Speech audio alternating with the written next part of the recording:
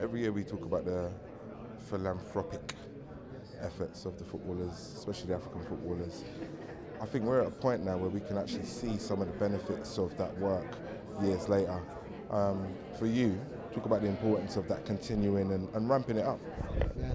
Well, what I think one is the importance of it, but I think it's also that what's important is that the profile that these players can get from it and can help. Their profile is massive, but tonight I think highlights a lot of the work that they are doing. I think in our modern society we look at sportsmen as those that are earning big money and perhaps nice cars and nice lifestyles, but are not prepared to put back into community, and not prepared to put back into, in particular, African charities, and I think tonight will give them the credit that they deserve.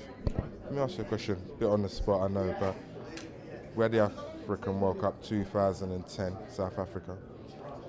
But there doesn't seem to be any more talk about taking it back there, or in fact even developing the game there from a wider perspective.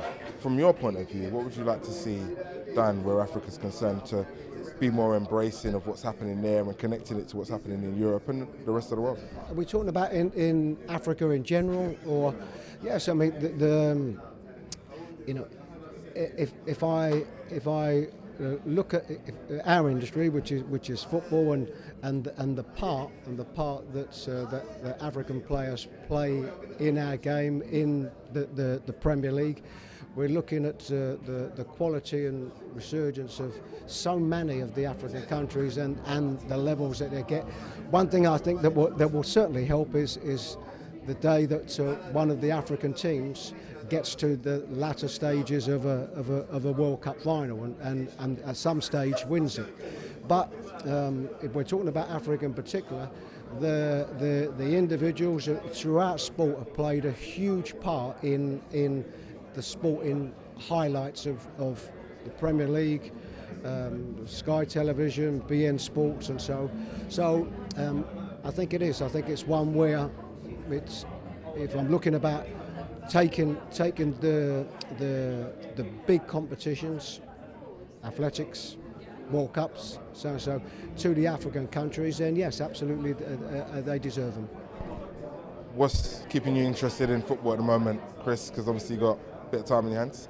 I don't know how much time in your hands. I don't know what you do when you're not managing.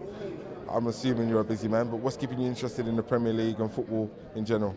It's just what I do, and I would be the same as all managers. At some stage, you're going to have a period out of the game, and you hope it's a short period. And what you do in that period is you keep as busy as possible. So watching lots of games, being abroad to watch a couple of games as well, keeping as busy as I can. It gives you an opportunity to go through your coaching files and what have you, and to use this time, because what all our ambitions are is to get back, look for that right opportunity, which is what I'm doing, but very much keeping busy and waiting for that next opportunity. Anybody in particular that you're keeping an eye on in terms of club or player? No, this would be general, and I would be watching a lot of Premier League games, Championship games, the odd first and second division games. So, what it does do, I think it gives you also an opportunity when you're watching games, and of course there is it doesn't matter to me as such, who wins the games, and what you can do is you can watch these games and very much see the tactical part that both teams are playing, and perhaps have that little bit more enjoyment as well. So that's normal for me, and I'm quite happy doing it until, as I say, that the next opportunity comes around. Could be Tottenham. You're a former Tottenham man. Yeah, well, listen, I'll say it, because you were there under 8 different managers. And I know. What you have at Tottenham at the moment, you have an outstanding manager, who, if I look at where the club are now to where they were 5 years ago, then he has certainly developed that, getting them to a Champions League final last season.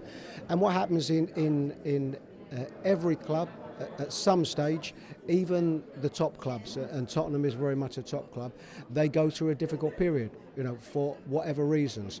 And what happens is that that's when the manager is tested, and that is the responsibility of the manager to turn things around. For what Mauricio has done over that period of time, he has certainly showed the quality that he's got, and I'm positive that he will continue to do so. All right, we could talk about Tottenham all day long, but listen, I know you're here to join the Best of Africa Awards. Thanks for your time, really appreciate it. Thank you. Listen.